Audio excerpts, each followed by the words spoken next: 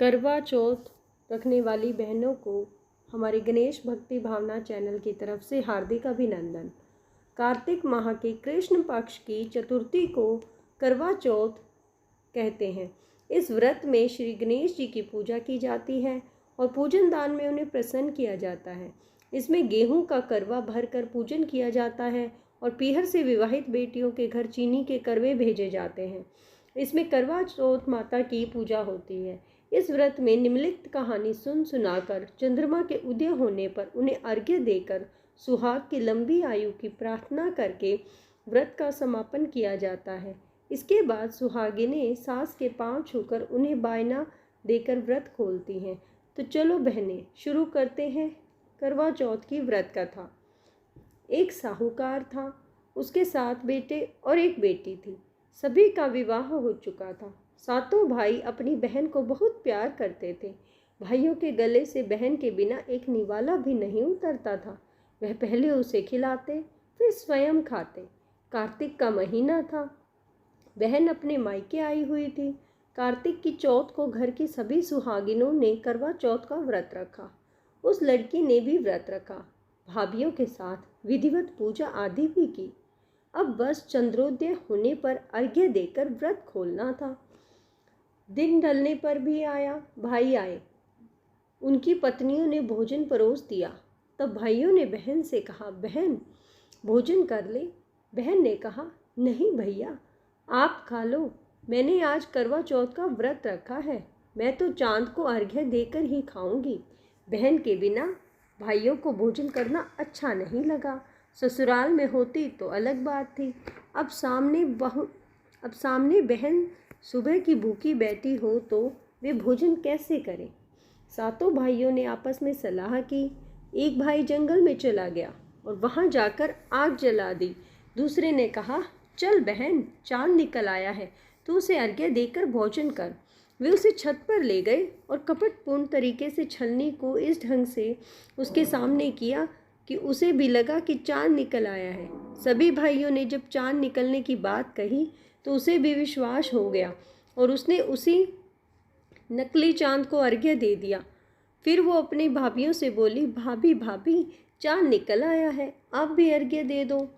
उसकी भाभियों ने अपने पतियों के डर से उसे सच्ची बात न बताकर इतना ही कहा, ये तो तेरा चांद निकला है, हमारा तो बाद में निकलेगा। नादान लड़की भाभियों की बात का मतलब नहीं समझी और भाइयों के साथ भोजन करने बैठ गई। जैसे ही उसने पूरी का पहला टुकड़ा तोड़ा उसमें बाल निकला, दूसरा टुकड़ा तोड़ा तो जोर से छींक आ गई और तीसरा टुकड़ा तोड़ा तो ससुराल से हरकारा आ गया। उसने बताया कि लड़की का पति बीमार है, उसे शीघ्र ही ससुराल बुलाया है। माँ समझ गई कि चौथ माता रुष्ट हो गई है। माँ ने बेटी को विदा करते समय सीख दी कि रास्ते में जो भी मिले उसे पाँव लागू कहना और जो सदा सुहागन रहने को आशीष दे पल्ले में गांठ बांध लेना और उसे सोने का सिक्का दे देना। बहन जब विदा हुई तो रास्ते में सबने यही आशीष दी कि तुम भाइयों की प्यारी बहन हो, तुम भाई बहन का प्यार यूं ही बना रहे। किसी ने कहा सुखी रहो, किसी ने कहा खुश रहो, सदा सुहागन रहो का आशीष किसी ने नहीं दिया। जब वह ससुराल के दरवाजे पर पहुंची तो दरवाजे पर उसकी ननद खड़ी थी। उसने ननद के पांव छुए तो उसने कहा, सदा सुहागन रहो, सपूती रहो। यह सुनकर उसने अपने पल्ले में गांठ बांध ली और ननद को सोने का एक सिक्का दिया। जब भीतर गई तो देखा कि पति धरती पर लेटा है और माँ पास में बैठी है। चौथ माता के कोप का प्रभाव ऐसा था कि उसके पति को न मरा कहा जाए न जीवित। उसे देखकर सास ने कोई उत्साह नहीं दिखाया और उठकर बाहर चली गई और वह अपने पति की सेवा करने लगी। समय बीतने लगा, वह अपनी पति की सेवा में जुटी रही। सास जो रूखा सूखा भेज देती वही खाकर वह पति की सेवा करती। इस प्रकार मगसीर की चौथ आई तो चौथ माता की आवाज़ आई, करवा लो भाइयों की प्यारी, करवा लो। वह हक्की बक्की सी इधर उधर देखने लगी मगर चौथ माता कहीं दिखाई नहीं दी। तब दुखी होकर वह बोली, हे चौथ माता, मैं जानती हूँ आप मुझसे रुष्ट हैं और आपने ही मेरा सुहाग उजाड़ा है। अब आप मुझे मेरा हंसता खेलता सुहाग लौटाएंगी। हे माँ, मेरा उद्धार करो। यह सुनकर चौथ माता बोली, पोष की चौथ आएगी, तुझसे यह सब कहना, वो मुझसे बड़ी है, वही कुछ करेंगी। इसी प्रकार पोष की चौथ आई, माघ की चौथ आई, फाल्गुन की चौथ आई, बैसाख, ज्येष्ठ, आषाढ़, सावन, भादो की सभी चौथ आई और सभी यह कहकर चली गई कि अपनी व्यथा आगे आने वाली को कहना। इस प्रकार सोज की चौथ आई तो उसने बताया कि कार्तिक की चौथ तुझसे रुष्ट है, तुमने उसके व्रत को खंडित किया था, उसे मनाओ, वही तुम्हारा सुहाग लौटा सकती है। वह आए तो उसके पांव पकड़कर बैठ जाना और तब तक मत छोड़ना जब तक वह तुम्हें सदा सुहागन का आशीर्वाद न दे।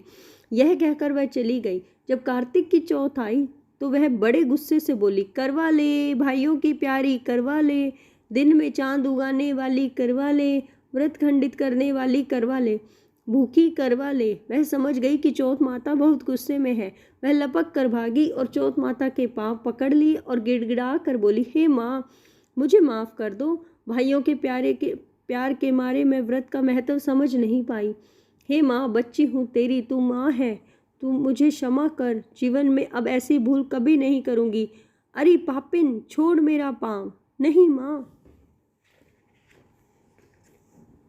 या तो क्षमा कर या मेरे प्राण ले ले। मेरा पति न जिंदा है न मरे में, मेरी भूल का दंड उसे क्यों दे रही हो? या तो मुझे मेरा सुहाग लौटाओ या मेरे प्राण ले लो, नहीं छोड़ूंगी तेरे पाँव। यह कहकर वह बिलक बिलक कर रोने लगी। चौथ माता को उस पर दया आ गई। उसके आंसुओं ने चौथ माता के क्रोध को शांत कर दिया। वह बोली, चल चल, अब छोड़ मेरे पैर, क्षमा किया मैंने तुझे। याद रहे, जीवन में अब कभी ऐसी भूल मत करना, सदा सुहागिन रहो, सपूती रहो। कहकर चौथ माता ने आँख से काजल, नाखून से मेहंदी और टीके से रोली लेकर छोटी अंगुली से उसके पति पर छिंटा दिया तो वह उठकर बैठ गया। तभी माता अंतर्ध्यान हो गई। पति बोला, मैं तो आज बहुत सोया, बहुत गहरी नींद थी। नींद नहीं थी, पता नहीं क्या था। आप न जीवित थे न मृत।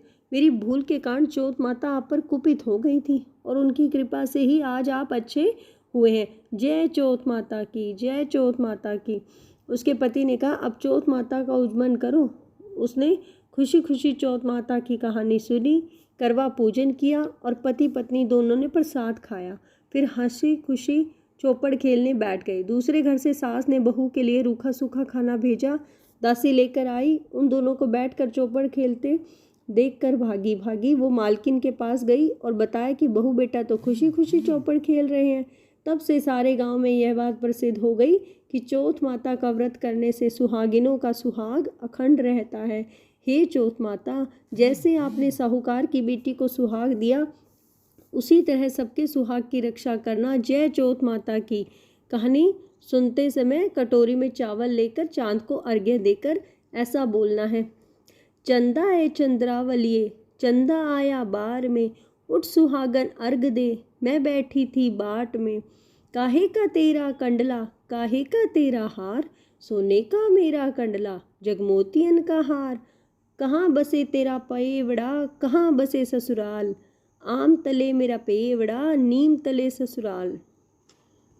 जय चौथ माता की। तो बहनों, अब हम सुनेंगे करवा चौथ के व्रत में सुनाई जाने वाली गणेश जी की कहानी।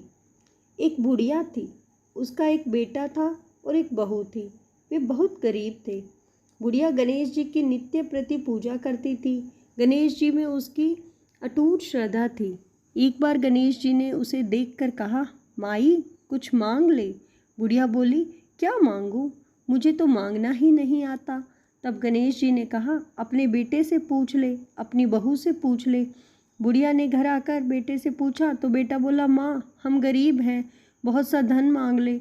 बहू से पूछा तो वह बोली, माँ जी पोता मांग लो। बुढ़िया सोचने लगी कि दोनों अपने मतलब की बात कह रहे हैं, पड़ोसन से पूछती हूँ। ऐसा सोचकर बुढ़िया पड़ोसन के पास गई और उसे पूरी बात बताकर पूछा, तू बता बहन क्या मांगूँ। पड़ोसन बोली, पगली क्यों दो धन मांगे, क्यों पोता मांगे, थोड़े दिन की तेरी जिंदगी है, अपने लिए सुंदर काया और मोक्ष मांग ले। घर आकर बुढ़िया सोचने लगी कि क्या मांगूं। दूसरे दिन बुढ़िया फिर मंदिर गई, पूजा की। गणेश जी फिर प्रकट हुए और बोले, माई कुछ मांग ले। बुढ़िया बोली, हे प्रभु जी, अगर देना है तो सुंदर काया दो, ढेर सी माया दो, पोते को सोने के कटोरे में दूध पीता देखूं, निरोगी शरीर दो, भाई दो, भतीजे दो। परिवार में सुख हो और मुझे मोक्ष मिले। अरे माई, तू तो कहती थी मुझे मांगना नहीं आता, तूने तो सब कुछ ही मांग लिया। जा, जैसा बोला है वैसा ही होगा, कहकर गणेश जी अंतर्ध्यान हो गए। बुढ़िया के यहाँ वैसा ही हुआ जैसा गणेश जी ने कहा था। हे गणेश जी, जैसी कृपा बुढ़िया माई पर बरसाई है वैसी हर किसी पर बरसाना। जय गणेश जी की।